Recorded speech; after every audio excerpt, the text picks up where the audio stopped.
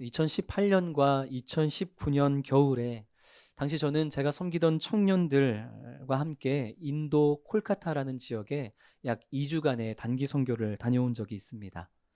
그 2주 중에 한 주는 선교사님이 운영하시는 타가소에서 어려운 가정 환경에 있는 아이들을 돌보고 또 아이들과 함께 성경학교 사역을 했고, 나머지 한 주는 순돌본이라는 지역에서 겐지스 강 그 지류를 따라서 배를 타고 이동하면서 이 섬 저 섬에 내려서 그곳의 주민들에게 복음을 전하는 그런 섬 사역을 했습니다.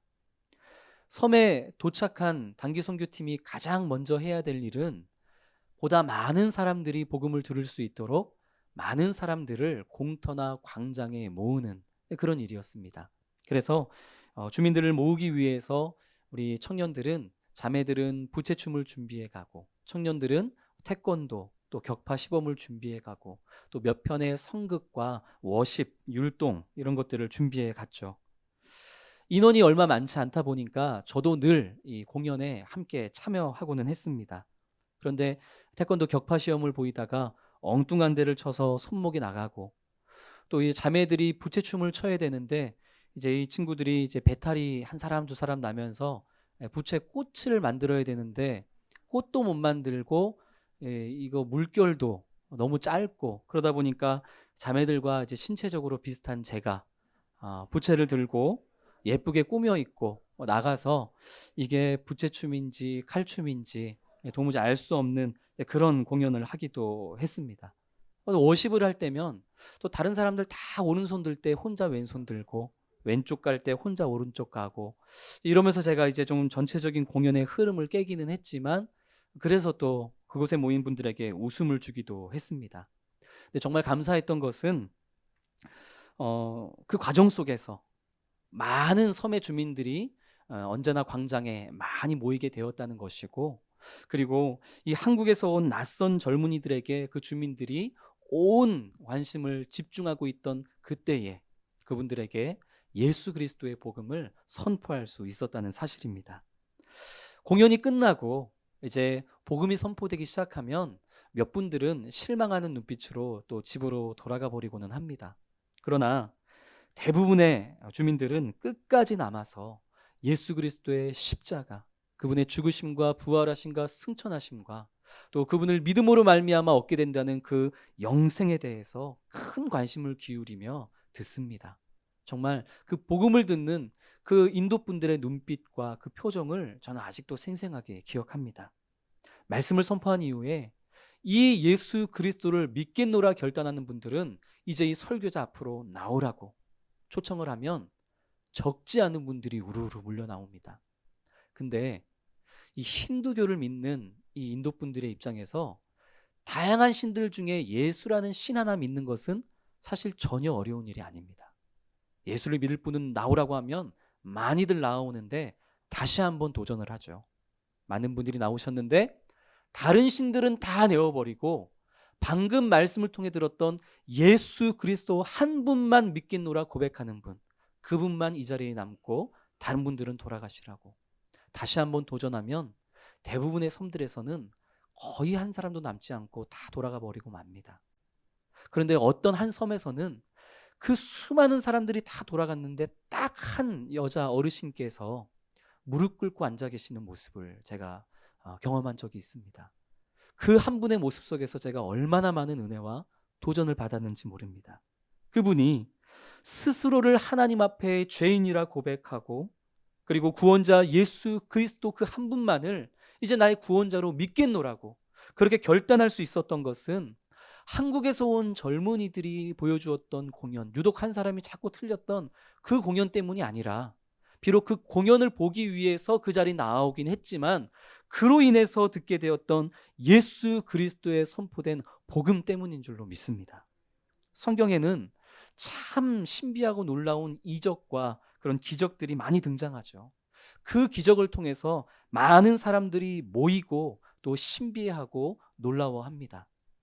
그러나 하나님께서 이루시는 기적은 기적 자체의 목적이 있지 않습니다. 성경에 나오는 기적은, 하나님께서 행하시는 기적은 언제나 하나님 나라의 큰일, 예수 그리스도의 복음을 증거하기 위한 마중물을 위한 존재 목적이 있습니다. 마치 예수 그리스도의 복음을 보다 많은 사람들에게 선포하기 위해서 사전에 부채춤과 태권도와 워십과 성극으로 자기의 역할을 하는 그런 단기팀의 모습과 같은 것이죠. 기적을 경험만 하고 그 기적에 내포되어 있는 의미를 선포하는 말씀을 듣지 못하는 이들은 그보다 더 신비하고 놀라운 기적만을 찾아 갈급해서 떠나기 마련이고, 또 기적만 체험하고 그 기적에 내포되어 있는 하나님의 말씀을 깨닫지 못한 자들은 그 기적에 있었던 사람을 추앙하고 그 기적이 일어났던 환경만을 마치 전부인 듯이 여기면서 그릇된 신앙을 갖게 될 위험성이 있는 것이죠.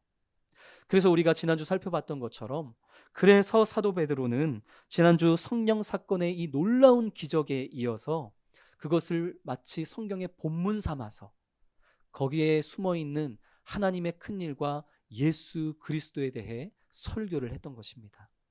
오늘 우리가 나누게 될 이 사도행전 3장과 4장도 마찬가지입니다. 오늘 본문에서 베드로는 나면서부터 걷지 못했던 이가 다시 걷게 되는 이 놀라운 기적을 설교의 본문으로 삼아서 그 기적 안에 깃들여져 있는 예수 그리스도의 메시지를 선포하는 것이죠. 오늘 우리가 나누는 이 말씀을 통해서 기적과 함께 그 기적 안에 내재되어 있는 이 메시지, 복음의 메시지를 우리가 분명하게 깨닫고, 그리고 그 깨달음을 우리 각자의 삶에서 또 온전히 삶으로 살아내는 그런 우리 성령의 사람들, 우리 모든 부산사랑의교회 성도님 되시기를 주님의 이름으로 축복합니다.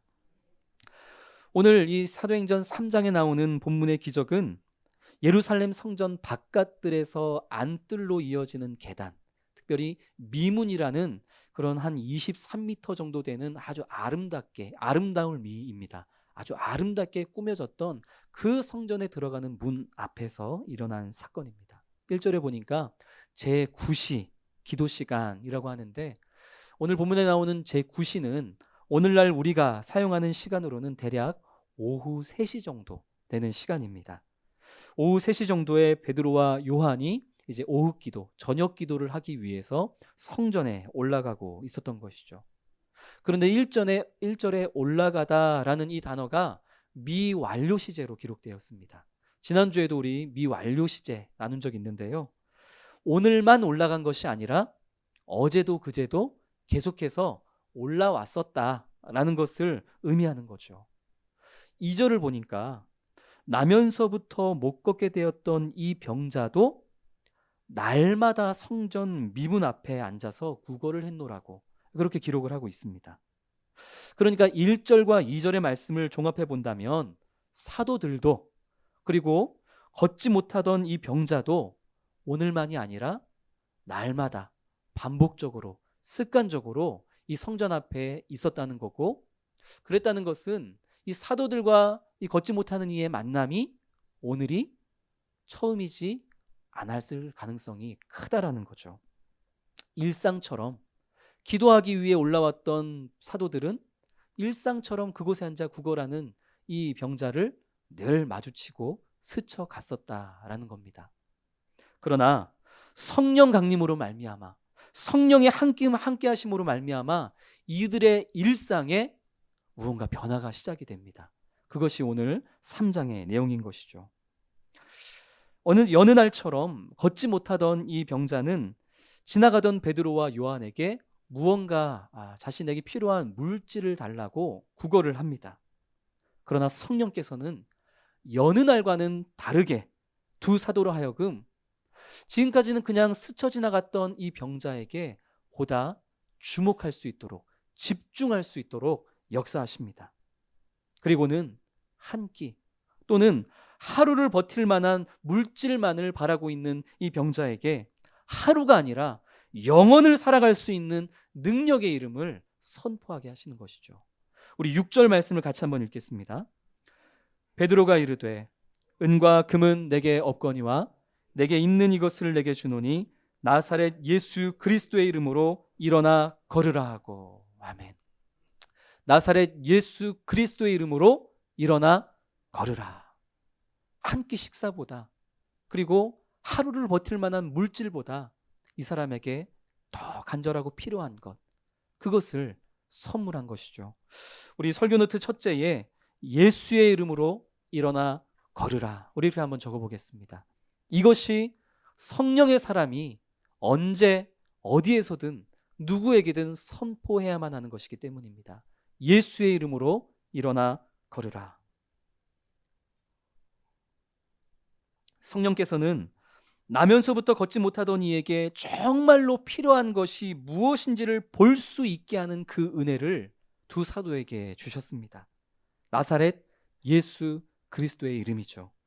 두 사도는 자신들에게 구걸하고 있는 이 절름발이에게 한 끼 식사와 또 하루 혹은 한 주를 살아갈 수 있는 물질보다는 그의 육신을 치유하실 수 있는 분, 그리고 그 육신의 치유만이 아니라 그의 영적인 허기짐과 그의 영적인 부족함과 문제까지도 치유하고 회복해 주실 수 있는 유일하신 분, 그 예수 그리스도가 필요함을 주목했고, 그리고 그 병자로 하여금 그 능력의 이름 예수 그리스도를 붙잡고 일어날 것을 선포했던 것입니다. 내가 기도하는 것보다 더욱 이루시는 하나님, 우리 이런 찬양할 때가 있죠.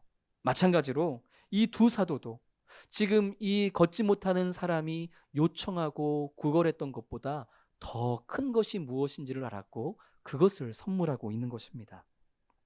그런데 만약 베드로가 은과 금이 있었다면 어땠을까요? 우리 6절에서는 은과 금은 내게 없거니와 내가 예수 그리스도의 이름을 주노라 이렇게 고백을 하는데, 은과 금이 없었기 때문에 미안해서 예수의 이름을 주었던 것일까요? 만약에 정말로 베드로에게 은과 금이 가득했다면, 물질이 충만했다면, 그랬다면 그가 요구하는 대로 물질만 좀 쥐어지고 그냥 쓱 성전으로 들어가 버리고 말았을까요? 그렇진 않았을 것입니다. 은과 금이 있었다면 그에게 물질의 필요도 채워주고 그보다 더더욱 그에게 필요한 예수 그리스도의 이름을 전하며 그 이름을 붙잡고 일어나 걸으라고 마찬가지로 명령하지 않았겠습니까? 성령의 사람은 상대의 육체적인 빈곤함이 무엇인지를 발견해내고 그것을 채워주는 사람인과 동시에 상대의 영적인 빈곤함이 무엇인지도 발견해내고 그것을 예수의 이름으로 채워줄 줄 아는 사람이어야만 합니다. 저는 우리 부산사랑의교회 모든 성도님들이 우리 주변에 있는 이들의 육체적인 필요가 무엇인지도 잘 바라보고 채워줄 뿐만 아니라 그보다 더 중요한 것, 그들의 영적인 필요가 무엇인지도 분명하게 발견해내고 예수의 이름으로 채워줄 줄 아는 그런 성도님들 되기를 주님의 이름으로 축복합니다. 주중에 제가 사무실에서 업무를 보다 보면 종종 물질의 도움을 요청하러 사무실로 찾아오시는 분들이 계십니다. 저는 교회가 이분들에게 좋은 이미지를 드려야 한다라고 하는 생각에 식사를 못했다는 분들에게는 그분을 1층 식당으로 모시고 가서 한 끼 식사를 하실 수 있도록 그렇게 안내를 해드리고, 또 물건을 사달라고 판매하러 오시는 분에게는 적절한 가격으로 흥정을 하면서 내가 그 가격은 좀 그렇고 요 정도 가격에 맞춰보는 건 어떠느냐, 그렇게 흥정을 하면서 또 물건을 사드리기도 합니다. 막무가내로 이제 현금을 요청하시는 분들에게는 마찬가지로 제가 또 교회가 정해놓은 그런 적정한 한도 안에서 또 물질로 그분을 도와드리고 돌려보내고는 합니다. 그런데 정말 부끄럽게도 저는 그분들에게 당신들에게 정말 필요한 것은 예수 그리스도이시라고, 그 구원의 이름, 그 능력의 이름, 그 치료와 회복과 용서의 이름, 그 예수 그리스도를 믿고 당신들의 그 침체된 자리에서 힘있게 그 능력으로 다시 일어나야만 한다고, 저는 사실 이 놀라운 진리와 복음을 사실 사무실에 찾아오는 분들에게 선포하지는 못했습니다. 그분들은 교회를 찾아올 때마다 은과 금은 물질은 내게 있거니와 그보다 더 특별하고 귀한 것은 없다, 이런 그릇된 메시지를 저를 통해서 받았던 것 같아서 사실 말씀을 준비하면서 얼마나 부끄럽고 많이 울었는지 모릅니다. 우리 성도님들은 어떻습니까? 우리 자녀들, 우리 가족들, 우리 친구들, 직장 동료들, 그리고 우리 주변에 있는 사람들은 자신들에게 필요한 이러저러한 것들을 우리들에게 요청합니다. 할 수만 있다면, 가능하다면 우리는 그들의 필요와 요청에 응답하고 채워주어야 하죠. 그러나 거기서 멈추는 것이 아니라 성령의 사람인 우리들은 그들에게 정말로 필요한 것, 곧 예수 그리스도의 능력을 힘입어서 그 이름을 믿음으로 각자의 자리에서 일어나 걷고 뛰어야만 한다는 사실을 우리는 명확하게 분명하게 선포하고 전해 주어야만 하는 것입니다. 사랑하는 성도 여러분, 그 능력의 이름, 그 구원의 이름, 권능의 이름, 예수 그리스도의 이름을 우리가 먼저 붙잡고 우리가 먼저 침체된 자리에서 일어나 걷고 뛰고 또 그 이름을 우리가 전함으로 말미암아 우리 자녀들이, 우리 가족들이, 우리 주변에 있는 모든 분들이 내가 전하는 그 예수의 이름의 능력에 힘입어서 나와 함께 그 침체된 영적 자리에서 일어나서 걷고 뛰고 하나님을 찬양하며 예배하는 그 놀라운 역사를 이루는 주인공이 저는 우리 모든 성도님들이 되기를 주님의 이름으로 축복합니다. 40년 넘게 걷지 못하던 이가 이처럼 걷고 뛰고 하나님을 찬송하는 모습을 보며 그곳에 모여든 모든 백성들이 심히 놀라워하더라, 이렇게 누가는 증언하고 있습니다. 동시에 그곳에 모여있는 모든 백성들이 마치 최고 존엄을 대하는 듯한 그 경외의 눈빛으로 베드로와 요한을 바라보기 시작합니다. 베드로가 이에 어떻게 반응을 했을까요? 우리 12절 말씀 같이 읽겠습니다. 베드로가 이것을 보고 백성에게 말하되 이스라엘 사람들아, 이 일을 왜 놀랍게 여기느냐? 우리 개인의 권능과 경건으로 이 사람을 걷게 한 것처럼 왜 우리를 주목하느냐? 3장 4절 말씀을 보면 분명 베드로가 우리를 보라, 이렇게 얘기를 했습니다. 그런데 오늘 12절을 보니까 지금은 또 뭐라고 하죠? 왜 우리를 보느냐, 주목하느냐, 또 이렇게 반문을 하죠. 보라고 해서 봤더니 뭘 봐? 그러고 있는 겁니다. 베드로가 지금 무엇을 말하고 싶은 걸까요? 우리는 오늘 예배를 시작하면서 임내 찬양을 불렀습니다. 그 임내 찬양의 제목이 나를 통하여입니다. 나를 통하여 나의 입술을 인하여 주의 이름 높임을 받으소서. 우리 찬양이죠. 나의 삶을 통해서, 나의 입술의 고백을 통해서 내가 드러나는 것이 아니라 내 안에 계시고 나와 동행하시고 또 지금도 살아계셔서 역사하시는 예수 그리스도의 이름만 나를 통해 보여지고 나를 통해 나타나고 나를 통해 높아지기를 원하는 것, 그것이 우리가 예배를 드리기 위해 나아갈 때에 이 예배의 중심으로 고백하는 마음이고, 지금 베드로가 나를 보지만 나를 보면서 내가 아니라 나와 함께 하시는 예수 그리스도를 봐야 한다고 말하는 그 메시지의 핵심인 것입니다. 솔로몬 행각에서 베드로는 이제 그 예수 그리스도에 대해서 힘있게 선포하기 시작합니다. 먼저 베드로는 이사야서의 고난받는 종, 이사야서 52장, 53장에 기록되어 있는 그 고난받는 종에 나타난 묘사를 통해서 예수님께서 받으신 고난과 죽으심에 대해서 말씀을 합니다. 그리고 백성들, 지금 이곳에 모여있는 당신들이 간접적으로 그 예수를 죽였지만 생명의 근원이 되시는 예수 그리스도를 당신들은 알지 못하고 무지함으로 죽였지만 하나님은 그 예수를 다시 살리셨고 그 예수를 다시 영화롭게 하셨고 그 예수에게 만왕의 구주로 구원자 되시는 그런 놀라운 영광을 베풀어 주셨음을, 그리고 그 예수의 역사적인 부활의 사건의 증인으로서 지금 우리가 여기에 서 있음을 강력하게 선포했습니다. 이어지는 우리 16절 말씀은 우리 같이 한 목소리로 읽도록 하겠습니다. 그 이름을 믿음으로 그 이름이 너희가 보고 아는 이 사람을 성하게 하였나니 예수로 말미암아 난 믿음이 너희 모든 사람 앞에서 이같이 완전히 낫게 하였느니라. 아멘. 베드로는 예수님의 그 능력의 이름에 대해서 말씀을 전했고, 그리고 걷지 못하던 자의 치유를 일으킨 그 권능이 바로 이 예수의 이름 안에 있으며, 그리고 그 이름을 믿는 믿음의 반응이 그로 하여금 치유와 회복을 일으키게 되었음을 강력하게 선포한 것입니다. 뿐만 아니라 비록 무지함으로 인해서 당신들이 예수 그리스도를 십자가에 못 박았지만, 예수님을 십자가에 못 박은 죄인이라 할지라도 자신의 잘못을 인정하고 죄를 고백하며 회개하는 가운데 하나님께로 돌이키기만 한다면 육신의 회복을 넘어 그들의 모든 죄악들도 도말될 뿐만 아니라 선지자들이 오래도록 구약에서 예언했던 그 새롭고 즐거운 복된 날이 당신들에게도 임하게 될 것이다 라는 이런 믿음의 선포를 하며 백성들의 회개를 촉구했습니다. 은혜의 복음이 이 놀라운 기적의 역사를 통해서 그곳에 모인 모든 백성들에게 선포되어진 것입니다.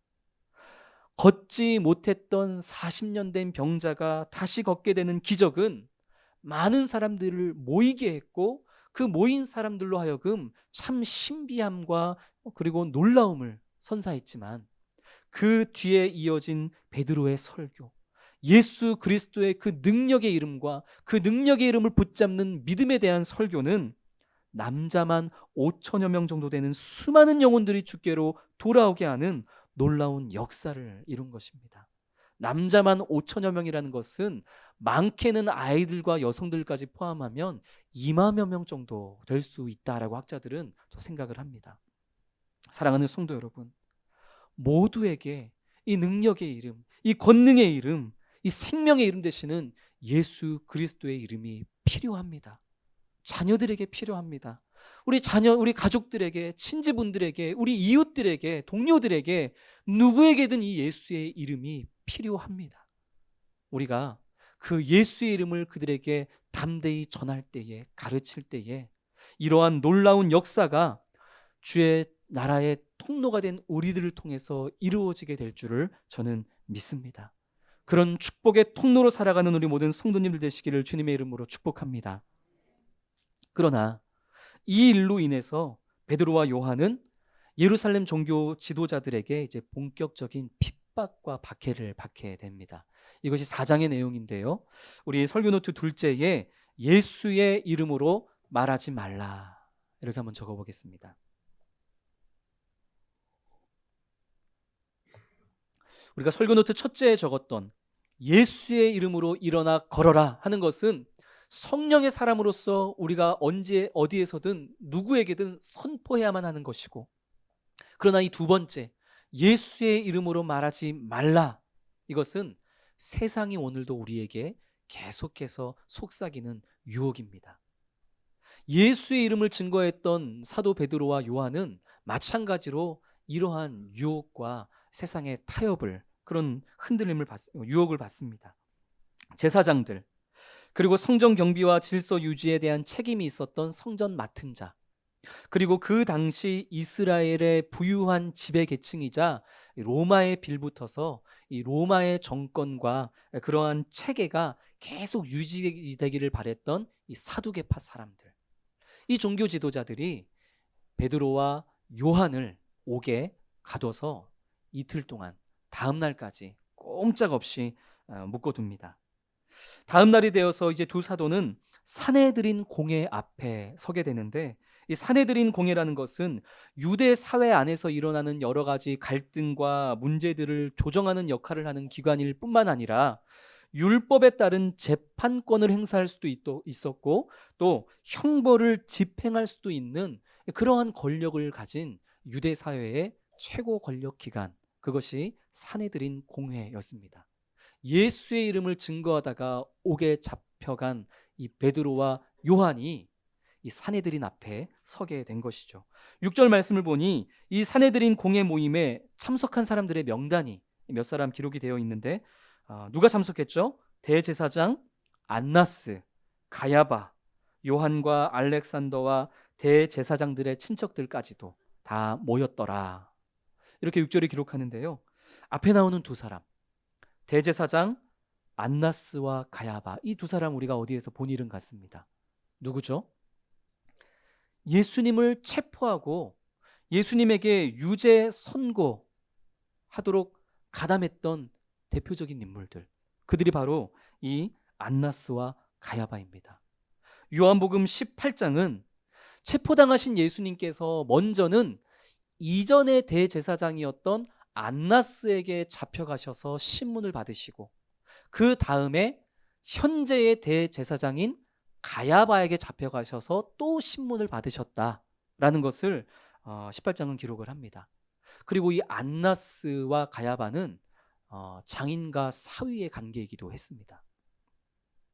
이 두 사람은 예수님에게 행악자라는 누명을 씌워서 빌라도에게 넘겨주었던, 그렇게 예수님을 죽음으로 내몰았던 당사자들인 거죠.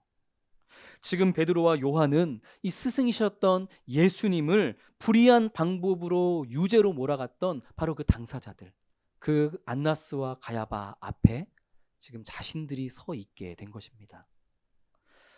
사람마다 기억하고 싶지 않은 상처가 있죠. 참 극복하기 힘든 트라우마가 있습니다.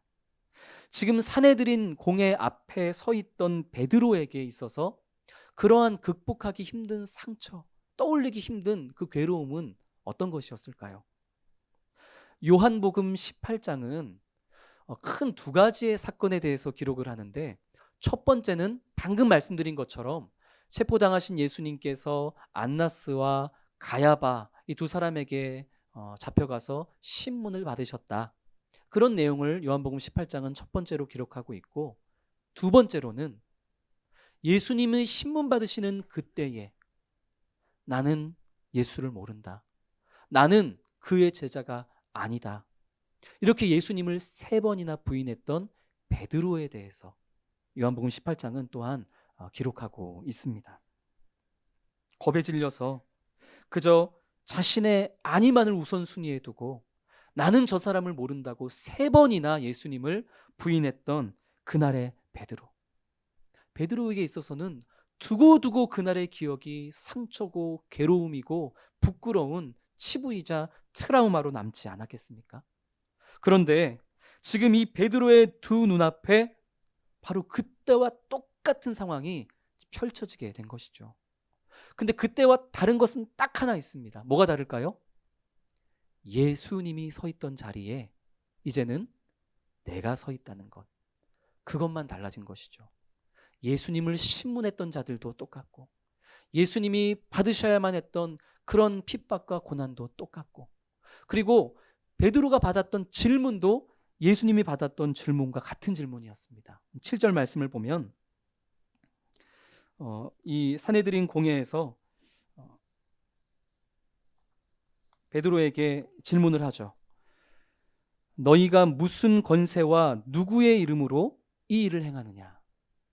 그런데 예수님도 대제사장들과 백성의 장로들에게 마태복음 21장 23절에서 똑같은 질문을 받으셨었습니다. 예수, 네가 무슨 권위로 이런 일을 하느냐? 또 누가 너에게 이 권위를 주었느냐?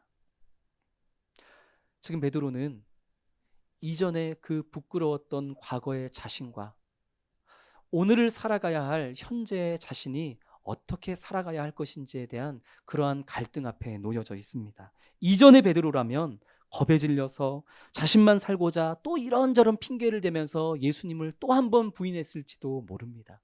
그러나 그때의 베드로와 지금의 베드로는 다릅니다. 무엇이 달랐을까요? 다 똑같지만 4장 8절 말씀 우리 같이 한번 읽겠습니다. 이에 베드로가 성령이 충만하여 이르되 백성의 관리들과 장로들아. 그렇습니다. 뭐가 달라진 거죠? 성령이 충만한 상태였던 것이죠. 다른 건 다 똑같은데 나 자신이 성령 충만함으로 바뀌어져 있었습니다.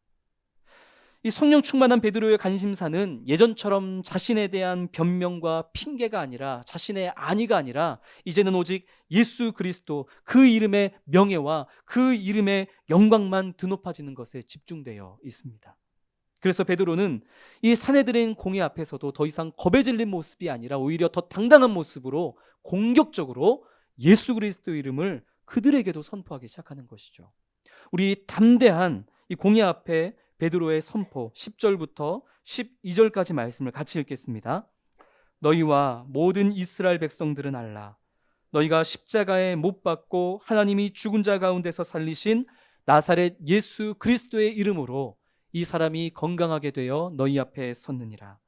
이 예수는 너희 건축자들의 버린 돌로서 집 모퉁이의 머릿돌이 되었느니라. 다른 이로서는 구원을 받을 수 없나니.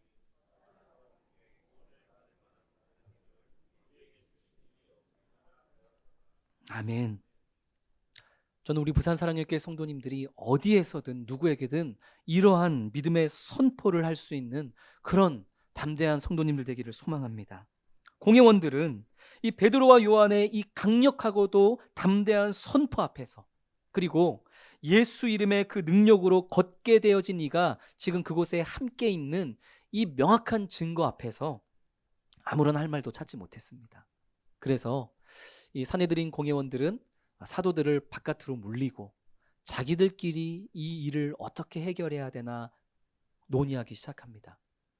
그리고 다시 사도들을 소환해서 자신들이 내린 결정 사항을 이제 알리는데, 그것이 18절 말씀입니다. 우리 18절도 같이 읽겠습니다. 그들을 불러 경고하여 도무지 예수의 이름으로 말하지도 말고 가르치지도 말라 하니. 자, 이들이 결의한 게 무엇이죠? 이 사도 베드로와 요한을 옥에 가두는 거? 아니죠. 더 때리는 거? 아니죠. 그저 경고와 주의를 줄 뿐이었습니다. 그러나 이게 무서운 겁니다. 이게 죽이는 것보다, 때리는 것보다, 가두는 것보다 더 무서운 것입니다. 때리지 않겠다. 너희들을 가두지도 않겠다. 당연히 너희들을 죽이지도 않겠다. 다만 너희들을 풀어줄 텐데 너희들이 어디 가서든지 예수의 이름만 말하지 않고 가르치지만 않으면 너희의 일상에 아무 문제가 없도록 우리가 다 책임져 주겠다. 타협을 하고 있는 것이죠. 이것은 오늘날에도 세상이 우리에게 계속해서 던지는 주의이고 경고이고 타협입니다. 예수의 죽음, 부활, 승천, 예수가 주 되시고 구원자 되신다는 사실, 그것을 믿는 거에 대해서는 우리가 아무런 터치하지 않겠다. 다만 그것을 다른 이에게 말하거나 가르치려 들지는 말아라. 믿고 싶으면 혼자 조용히 믿어라. 괜히 나대지 말고 괜히 예수 이름 전한다고 말하면서 우리 회사, 우리 학교, 우리 친구들 사이의 분위기 깨지 말고 예수 이름만 말하지 않으면 다른 거는 우리가 그냥 다 지켜줄 테니까 그 이름만 말하지 말라고. 그러면 된다고. 그게 세상 사는 지혜라고. 사내들인 공회가 베드로와 요한에게 했던 것처럼 오늘날 세상은 우리에게 계속해서 속삭입니다. 타협하자고 합니다. 이러한 세상의 주의와 경고와 타협 가운데에 우리 성도님들은 어떻게 반응하고 계십니까? 그치? 그게 맞지. 나 같은 사람이 괜히 예수 이름 얘기했다가 오히려 예수 이름만 욕먹고, 오히려 나랑 함께하는 사람들 분위기만 어색해지고, 그냥 나 혼자 열심히 예수 잘 믿자. 그것만으로도 잘하는 거지. 혹시 이렇게 이 공회원들이 요구했던 대로 세상이, 사단이 우리에게 요청하는 대로 그렇게 소극적인 신앙생활이 지혜로운 것이냐 착각하며 살아가고 있지는 않습니까? 성령으로 충만했던 베드로와 요한은 19절과 20절에서 이렇게 담대히 선포합니다. 너희의 말 듣는 것이 하나님의 말씀을 듣는 것보다 옳겠느냐? 우리는 보고 들은 그 예수 그리스도를 말하지 않을 수 없다. 전하지 않을 수 없다. 선포합니다. 그렇게 또 한 번 위협을 받고 풀려나는 것이죠. 사랑하는 성도 여러분, 베드로가 가지고 있었던 지난날의 그 상처와 아픔과 트라우마는 성령 안에서 깨끗하게 치유되었습니다. 뿐만 아니라 그 과정을 통해서 개인의 성장과 성숙, 나아가 교회의 부흥이 일어나는 모습을 우리는 또 보게 됩니다. 성도 여러분, 예수의 이름을 말해야만 하는 우리에게 세상은 그 이름만 말하지 않으면 다른 것들은 다 지켜주겠다고 속삭입니다. 사실 이전의 베드로처럼 그 세상의 속삭임에 수도 없이 넘어간 적이 많습니다. 그러나 이제 우리 안에 내주하시는 그 성령의 능력으로 인하여서 우리와 함께 하시는 예수 그리스도의 그 능력을 붙잡고 우리 그 부끄럽고 침체되었던 자리에서 다시 한번 힘차게 일어나 걷고 뛰고 하나님을 선포하고 예배하는 그런 우리 성도님들이 되어줄 수 있기를 주님의 이름으로 축복합니다. 예수의 이름을 붙잡고 나아갈 때에 걷지 못했던 자가 다시 걷고 뛰고 하나님을 찬송할 수 있었던 것처럼, 지난날의 실패를 베드로가 성령의 충만함으로 딛고 일어날 수 있었던 것처럼, 우리의 지난 모습이 어떠했든지 간에 우리 다시 성령의 능력 붙잡고 다시 능력의 이름, 권능의 이름, 치유의 이름, 그 회복의 이름 예수를 붙잡고 누구에게든 그 주님을 부끄러움 없이 그 결과는 성령께 맡겨드리고 선포하며 나아가는 그런 우리 성령의 사람들, 우리 성도님들이 되기를 소망하는 것입니다. 공회에서 풀려난 베드로와 요한은 이제 다시 성도들에게 찾아가서 그간 있었던 모든 일들에 대해서 나눕니다. 걷지 못하는 자를 일으키는 능력이 다름 아닌 예수의 이름에 있었다는 사실. 그러나 세상은 그 능력의 이름을 말하지 못하도록 우리를 위협하고 있다는 사실.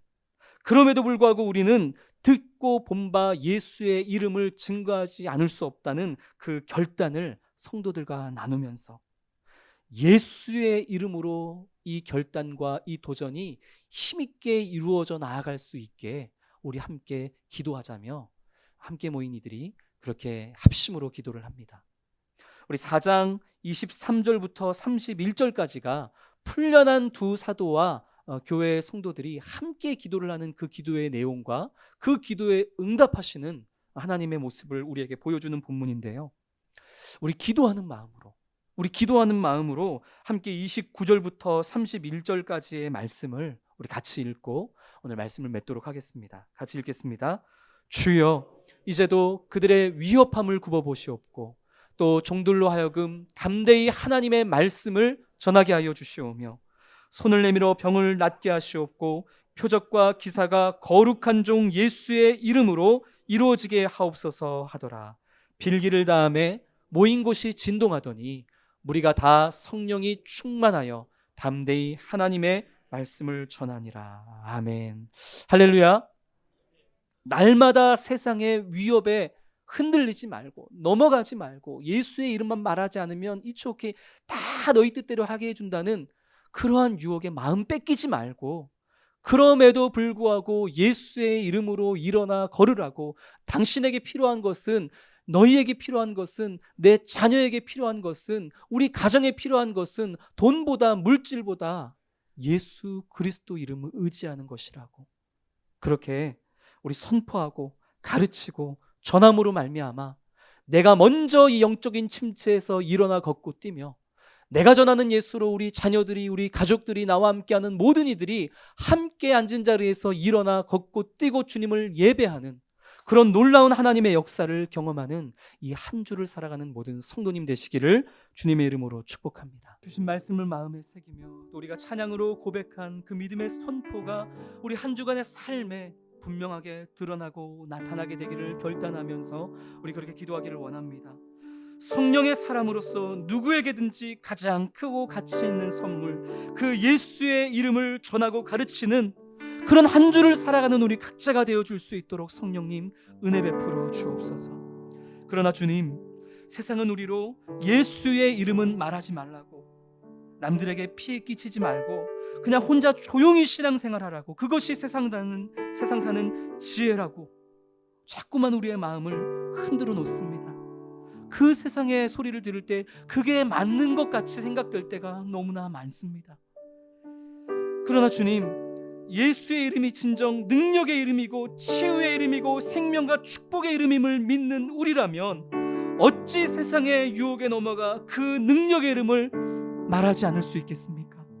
주님, 사도들처럼 담대하게 하나님의 말씀을 전하며 하나님의 나라를 위한 통로로 살아가는 그런 성령의 역사하심을 삶으로 살아내는 한 주가 되어줄 수 있도록 우리 모든 성도들에게 아버지, 우리 각자, 우리 나 자신에게 은혜를 베풀어 주시고 담대함을 허락하여 주옵소서. 우리 이러한 간절한 기도 제목으로 같이 합심하여 기도하겠습니다. 거룩하신 아버지 하나님, 주님, 우리 마음 가운데에 성령의 능력 의지하여 어디서든지 누구에게든지, 특별히 아버지 하나님, 우리가 사랑하는 자녀들에게, 부모에게, 우리 친지 가족들, 또 아버지 우리 직장 동료와 나와 함께하는 친구들과 아버지 하나님 주여 관계자들에게, 아버지 하나님 주여 각자에게 필요한 그 모든 것들 가운데 무엇보다 더욱더 필요한 것이 예수 그리스도의 이름이며 그 이름을 믿는 믿음으로 말미암아 우리 모두가 아버지 하나님 주여 각자의 그 침체된 자리에서 그 아버지 하나님 주여 아버지 영적인 아버지 어려움 가운데에서 함께 일어나 걷고 뛰며 하나님의 영광을 찬양하는 자리로 나올 수 있음을 주님 주여 믿음으로 선포하는 우리 모든 성도들이 되어줄 수 있도록 아버지 하나님 은혜의 은혜를 베풀어 주시옵소서. 능력의 이름으로 아버지 하나님 주여 권능의 이름으로 생명의 이름으로 회복과 치유의 이름으로 자유를 주시는 그 이름으로 아버지 하나님 선포하며 나아가는 성도들이 되어줄 수 있도록 주님 아버지 인도하여 주시되 아버지 하나님 그 이름을 말하지 않음으로 말미암아 우리에게 모든 것들을 다 책임져 주겠노라는 세상의 유혹에 감히 흔들리지 아니하고 아버지 하나님 주여 진정으로 온전히 세상의 유혹을 뿌리치며 아버지 하나님 주여 성령의 선물을 받은 자로서 아버지 하나님 주여 주님의 사람으로 아버지 하나님 주여 권능의 이름으로 하나님의 나라를 확장하며 또 하나님의 나라를 아버지 하나님 복되게 살아가는 우리 모든 성도들이 되어줄 수 있도록 주 아버지 하나님 은혜를 베풀어 주시옵소서. 능력으로 아버지 하나님 주여 함께하신 우리 주님을 간절히 소망하오니 아버지 하나님 주여 우리에게 귀한 은혜를 베풀어 주시고 단 한 성도도 빠짐이 없이 모두가 아버지 하나님 성령을 붙잡힌 바 되어 그 이름으로 아버지 하나님 고백하며 살아가는 성도들이 되어줄 수 있도록 주님 아버지 역사하여 주시옵소서. 거룩하신 아버지 하나님, 성령의 선물을 받은 우리들은 베드로가 그러했듯이 언제 어디서든 능력의 이름, 권능의 이름, 생명과 치유와 회복과 그 구원의 이름 대신 예수 그리스도를 전해야 하는 사명받은 자인 줄 믿습니다. 특별히 이 정체성을 우리 사랑하는 자녀들에게, 부모님에게, 가족들에게, 친척들과 우리 주변에 가장 가까운 이들에게 당신들에게 무엇보다 필요한 것이 바로 예수의 이름임을 증거해야 하는데 그 이름만 말하지 않으면 다른 것은 다 책임져 주겠노라는 그 세상과 사단의 그 이간질과 그 유혹과 주의와 경고와 타협에 넘어가서 그래 나 혼자 조용히 믿는 것이 그것이 지혜지라고 착각하며 살아오진 않았는지 주님 앞에 고백하며 회개하오니 주님 우리를 용서하여 주옵소서. 그러나 주님, 걷지 못했던 자가 성령의 능력으로 말미암아 예수의 이름으로 말미암아 다시 걷고 뛰고 하나님을 찬송할 수 있었던 것처럼 주님을 3번이나 부인했던 베드로가 성령의 충만함으로 예수를 붙잡고 일어나 어디서든지 담대히 주의 이름을 선포할 수 있었던 믿음의 사람으로 변모할 수 있었던 것처럼 우리의 지난날의 모습은 어떤 부끄러웠던 모습이었든지 간에 이제 우리 모두가 성령을 붙잡고 예수의 능력을 힘입어서 우리도 우리의 침체된 자리에서 다시금 일어나고 걷고 뛰며 하나님의 능력의 이름을 선포하며 온전한 찬송과 예배의 자리로 나아가고 회복하는 우리 성도들 되게 하여 주시옵소서. 내가 먼저 그렇게 앉은 자리에서 일어나며 내가 선포하는 그 능력의 예수 그리스도 이름으로 또 함께하는 모든 이들로 함께 그 영적 침체된 자리에서 일어나 주님을 찬양하는 자리로 인도해내는 그런 하나님 나라의 축복의 통로로 이 한 주를 살아가는 우리 모든 성도 되게 하여 주옵소서. 우리 주 예수 그리스도의 은혜와 크신 아버지 하나님의 사랑하심과 성령의 교통 감화 역사하심이 세상의 어떠한 위협과 경고와 주의와 타협에도 흔들리지 않고 넘어가지 아니하고 예수의 이름을 증거하며 각자의 삶의 자리에서 일어나 걷고 뛰며 하나님을 참으로 기쁨과 감사로 예배하는 삶을 살기를 결단하는 우리 모든 성도들 위해 지금으로부터 영원토록 항상 함께 있을지어다.